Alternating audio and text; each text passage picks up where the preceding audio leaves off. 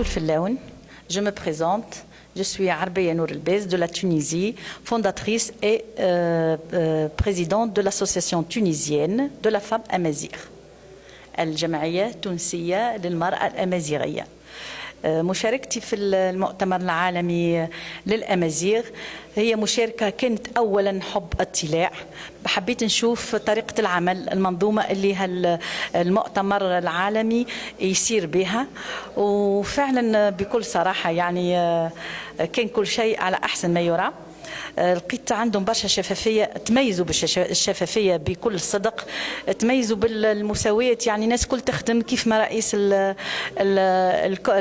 المؤتمر، كيف ما الكاتب، كيما الكاتبة، كيما الصحافي، كلهم مجندين لهذه التظاهرة اللي هي فيها عدة إخوان أمازيغ من كل البلدان، من الجزائر وتونس وليبيا وموريتانيا وليزيل كناري ومن عدة بلدان. سامحوني إذا كان نسيت، ما لم أذكر بلدان أخرى.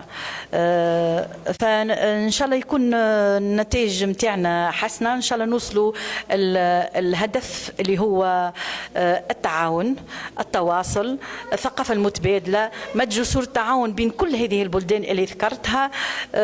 إن شاء الله نكونوا متحدين. راهو أنا هذه الكلمة مش متحدين معناتها لازم يكون قولي هو قولك، فعلي هو فعلك، لا لا لا لا. الاتحاد سو فورم دو رؤية ديسبري، كي نبداو متحدين في منطق معين نجموا نخدموا، حتى إذا كان ثم une différence conception ولا une différence prononciation في لغتك ولا في لغتي ولا في عاداتك ولا في عاداتي، هذا ما يقلقناش. احنا اللي يهمنا جذور الامازيغيه اللي يزمع على طول نكونوا نسقيو في هذه الجذور باش تكون عندنا ثمره طيبه، وتكون عندنا شجره تقوينا في الظل، شجره تمنع علينا الشمس والحر نتاع المجتمع اللي داير بينا، شجره تفكرنا في اجدادنا، في اصولنا، في تراثنا وفي ثقافتنا. انتظركم كأمازيغ تونس من المؤتمر هذا؟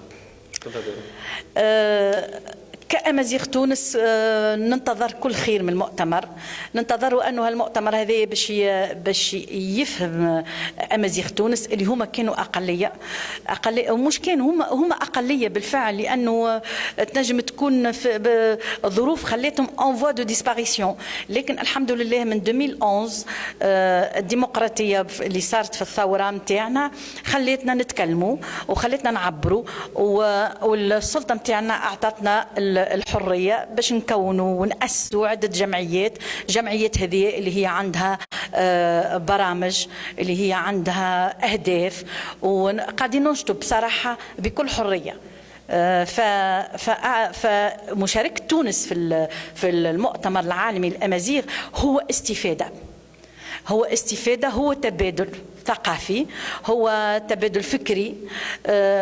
ماناش جايين كتوانسة باش لطلب أي إعانة، لا، احنا ربما الإعانة اللي نطلبوها هي إعانة ثقافية. مثلا نعطيك ان اكزومبل كي تري سامبل، اون نا با دي ليفر للغه للتفينير، هذه مثلا ماذا بينا كان يكون ثم تعاون بيننا باش يوفروا لنا الكتب. هذه مثلا حاجه فريمون ضروريه واكيده، لان في الجمعيه ناخذ الجمعيه نتاعنا احنا اللي هي جمعيه تونسيه المراه الامازيغيه، باش نبداو السنه الدراسيه نتاعنا في يناير. أنا لليوم حايرة السنة الدراسية نحب نبداها، بما أني امرأة التعليم نحب نبداها بطريقة بيداغوجية. من أين أبدأ هذا الطريق؟ فوالا.